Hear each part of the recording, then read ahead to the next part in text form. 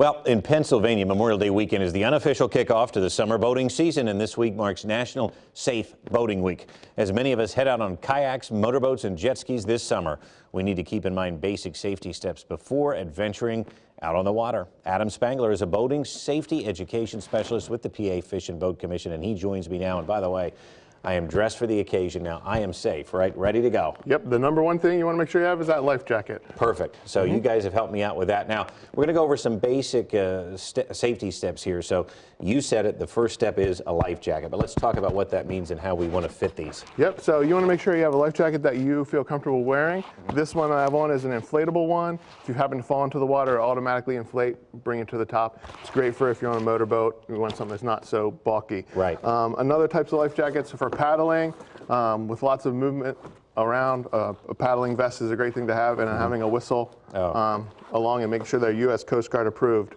and intended for what you're doing, what water sport you're doing is very important. Yeah, and that whistle could come in handy too, just in case. Just in case, right. Okay, very good.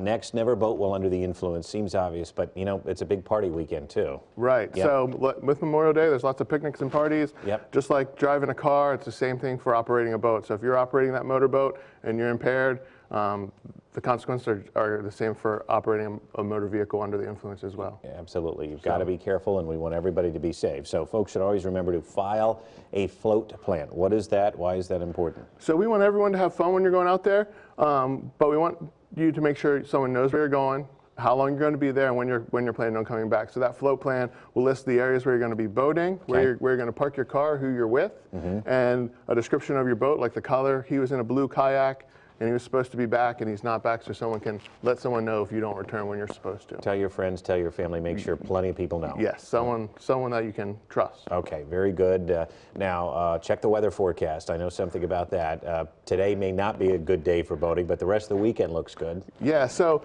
I like to take a dry bag. Yes. It's a great place to keep your cell phone. You can check weather apps when you're out there on the water. Pull your phone out, check the weather app. Okay. Check that before you go. Make sure there's no thunderstorms in the forecast. They can blow in, so you just want to be prepared for that. Having a dry bag and extra clothes is something very good idea to have too. Yep, just in case. You're right, always important. Now, we can also take a basic boating safety course. How could we do that? So at fishandboat.com, there's a calendar of events. You can hop on there and see if there's any in-person classes around your area. And then also on online, there is online courses that you can take. There's 3 different choices, and there is a free paddling course as well that you can take on there. And when you take that boating safety course, it gives you your boater safety certificate, so you can operate a motorboat, jet ski, personal watercraft on the water. So kayak lessons available? Maybe at a local outfitter or somewhere, you might be able to get some kayak on the water training, but only the free online paddling. Still important. Right. Still important. Right. Because, still great. you know, this is about safety. So how can we get more information? What's the website? So at fishandboat.com, you can find out all the information on there, on our website, for boating courses, safety information, other equipment you might want to have.